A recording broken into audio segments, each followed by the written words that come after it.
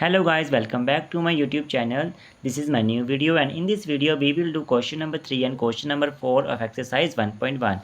So question number 3 is find the LCM and HCF of the following integers by applying prime factorization method. हमें LCM and HCF find करना है integers का prime factorisation method से। Prime factorisation method होता क्या है?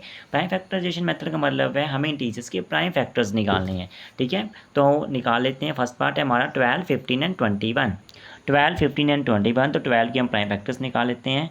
12 is equal to ये 12, 2 6 या 12, 2 3 या 6 एंड 3 1 ज़ा 3। ठीक है, उसी तरीके से 15 का निकाल लेते हैं। 15, 3 5 या 15 एंड 5 1 ज़ा 5। 21 के निकालेंगे। 21, 3 7 या 21 एंड 7 1 ज़ा 7। तो 12 के फैक्टर्स क्या आए? 2 मल्टीप्लाई 2 मल्टीप्लाई 3। 15 के फैक्टर्स क्या आए? 3 मल्टीप्लाई 5 एंड 21 के फैक्टर्स क्या आए? 3 मल्टीप्लाई 7। ठीक है, तो ये हमने प्राइम फैक्टर्स निकाल लिए। कौन से मेथड से? प्राइम फैक्टराइजेशन मेथड से। एलसीएम देखो, इसका एलसीएम का मतलब होता है लोवेस्ट कॉमन मल्टीपल। तो एलसीएम क्या आएगा? एलसीएम इज इक्वल टू जो कॉमन आ रहा है इसमें कॉमन क्या है? 3 कॉमन है, 3 एक बार लिखेंगे, बाकी 2 मल्टीप्लाई 2 मल्टीप्लाई 5 मल्टीप्लाई 7। तो 3 मल्टीप्लाई 2 मल्टीप्लाई 2 मल्टीप्लाई 5 मल्टीप्लाई 7, तो इसका आंसर आएगा 420। सो एलसीएम क्या आ गया हमारा? 420। Now HCF. एचसीएफ का मतलब होता है एचसीएफ का मतलब होता है हाईएस्ट कॉमन फैक्टर। यहाँ पर हाईएस्ट कॉमन फैक्टर क्या? देखो, इसमें भी 3 आ रहा है, इसमें भी 3 आ रहा है एंड इसमें भी 3 आ रहा है, मतलब तीनों में ही 3 आ रहा है, इसलिए 3 क्या है हमारा? कॉमन फैक्टर है, सबसे हाईएस्ट कॉमन फैक्टर है। तो एचसीएफ क्या आ गया हमारे पास? 3 आ गया। ठीक है, नेक्स्ट पार्ट देख लेते हैं अब। Next part is 17, 23 and 29। तो अगर हम ध्यान से देखें तो ये तीनों के तीनों इंटीजर्स हैं क्या है? हमारे प्राइम नंबर्स, इसलिए इनके प्राइम फैक्टर्स क्या आएंगे? निकालते हैं। तो 17 इज इक्वल टू 17 के प्राइम फैक्टर्स, क्योंकि प्राइम नंबर तो 17 मल्टीप्लाई 1। उसी तरीके से 23 के निकालेंगे। 23 1 ज़ा और 29 के आ जाएंगे 29 1 ज़ा। तो 17 के प्राइम फैक्टर्स क्या आए? सॉरी, यहाँ पे लिख देते हैं 23 is equal to and 29 equal to 17 के प्राइम फैक्टर्स क्या है हमारे पास? 17 मल्टीप्लाई 1। 23 के प्राइम फैक्टर्स क्या है? 23 is equal to 23 multiply 1 and 29 के क्या है हमारे पास? 29 मल्टीप्लाई 1। तीनों के ही फैक्टर्स क्या है हमारे पास? 17 multiply 1, 23 multiply 1 and 29 multiply 1। So LCM देख लेते हैं। अब इसमें कुछ कॉमन नहीं है, तो कॉमन चीज़ हम एक बार नहीं लिख सकते, तो 17 मल्टीप्लाई 23 मल्टीप्लाई 29, इन तीनों को मल्टीप्लाई करवा के हमारा आंसर आएगा 11339। 11339। ठीक है, और एचसीएफ निकालेंगे हम हाईएस्ट कॉमन फैक्टर। अब देखो, इसमें कॉमन फैक्टर तो हमें सिर्फ 1 ही लग रहा है, सामने कोई भी कॉमन फैक्टर नहीं दिख रहा है हमें। तो एचसीएफ क्या आ गया हमारे पास? 1 आ गया। ठीक है, सो this was second part of question number 3। Next and last part of question number 3 is 8, 9 and 25। तो 8 के प्राइम फैक्टर्स निकाल लेते हैं हम। 8 इज इक्वल टू 8, 2 4 ज़ा 8, 2 2 ज़ा 4 एंड 2 1 ज़ा 2। ठीक है, 9 के निकाल लेते हैं। 9 का क्या होगा? 3 3 ज़ा 9। ठीक है, और 3 1 ज़ा 3। उसी तरीके से 25 के निकाल लेते हैं। 25 का क्या होगा? सो 25 5 5 ज़ा 25। ठीक है, सो 8 के फैक्टर्स क्या है हमारे पास? 2 मल्टीप्लाई 2 मल्टीप्लाई 2।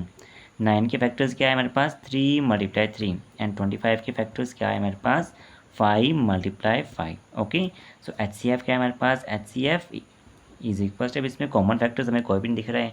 इसमें 2 2 2 है, इसमें 3 3 3 है, इसमें 5 5 5 है, तो कॉमन फैक्टर्स हमें कुछ भी नहीं है। तो कॉमन फैक्टर्स क्या आएगा हमारे पास? 1। एक बात याद रखना, एचसीएफ कभी भी 0 नहीं आता है। अगर किसी भी इंटीजर्स में हमारा कॉमन फैक्टर नहीं आ रहा है तो कॉमन फैक्टर हम हमेशा 1 ही लेंगे। Okay, now LCM is equal to 2 multiply 2 multiply 2, 8 के फैक्टर्स आ गए, मल्टीप्लाई 3 9 के फैक्टर्स आ गए एंड 5 मल्टीप्लाई 5 हमारे पास 25 के फैक्टर्स आ गए। ओके, सो इनका प्रोडक्ट निकालेंगे हम। इनका प्रोडक्ट आएगा हमारे पास 1800, है ना। तो एचसीएफ आ गया हमारे पास 1 एंड एलसीएम आ गया हमारे पास 1800 means 18,000। So this was question number 3 of exercise 1.1। Now let's start question number 4। Question number 4 is given that HCF 306 and 657 is equals to 9। हमें 306 और 657 का HCF दिया 9, 306 और 657 हमारे पास क्या है? 2 नंबर्स हैं। ठीक है, हमें क्या फाइंड करना है? LCM फाइंड करना है इन दोनों नंबर्स का। ठीक है, HCF गिवन है और हमें LCM फाइंड करना है। तो आपको याद होगा कि हमने क्वेश्चन नंबर 2 में एक फॉर्मूला देखा था। क्या फॉर्मूला था? कि LCM मल्टीप्लाई HCF ठीक है। किन्हीं भी दो नंबर्स का अगर हम एलसीएम और एचसीएफ का प्रोडक्ट निकालेंगे तो वो किसके इक्वल होगा, उन दो नंबर्स के प्रोडक्ट के इक्वल होगा, a मल्टीप्लाई b। तो यहाँ पर क्या है, एचसीएफ गिवन है, एचसीएफ ऑफ 306 एंड 657 का में एचसीएफ गिवन है कितना है, 9 गिवन है। ठीक है। नाउ हम इस फॉर्मूले को अप्लाई करेंगे तो क्या आएगा, LCM of 306 and 657 multiply HCF of 306, 657 is equals to 306 multiply 657। ठीक है। एलसीएम हमें फाइंड करना है, तो एलसीएम ऑफ 306, 657। ठीक है। एलसीएम और एचसीएफ हमें गिवन है, एचसीएफ कितना गिवन है हमें 9, यहाँ पे लिखा है हमने HCF is equals to 9, so multiply 9 is equals to 306 multiply 657। यहाँ पे 9 मल्टीप्लाई में है, वहाँ जाके क्या हो जाएगा, डिवाइड में हो जाएगा, तो which implies to LCM of 306, 657 is equals to 306 multiply 657 upon में 9। ठीक है। ये सब सॉल्व करने के बाद हमारे पास आंसर आएगा, इनको मल्टीप्लाई करवा लेते हैं पहले हम, तो मल्टीप्लाई करवाने के बाद 201042 अपॉन में 9, इसका आंसर आएगा हमारे पास 22338। तो therefore LCM of 306 and 657 is equals to 22338। Okay. So ये वाला क्वेश्चन इंपॉर्टेंट भी है, एग्जाम में पूछ लिया जाता है। So these were the question number 3 and 4 of exercise 1.1। I hope आपको क्वेश्चंस क्लियर हो गए होंगे, सभी पार्ट्स क्वेश्चन नंबर 3 के क्लियर हो गए होंगे, इजी से ही थे पार्ट्स एंड एग्जाम्स में इंपॉर्टेंट है तो पूछ लिए जाते हैं। अगर आपको कोई भी डाउट आता है तो आप मुझे कमेंट में पूछ सकते हैं, otherwise please like share and subscribe my YouTube channel, kindly support my YouTube channel please. Thanks for watching my video, thank you.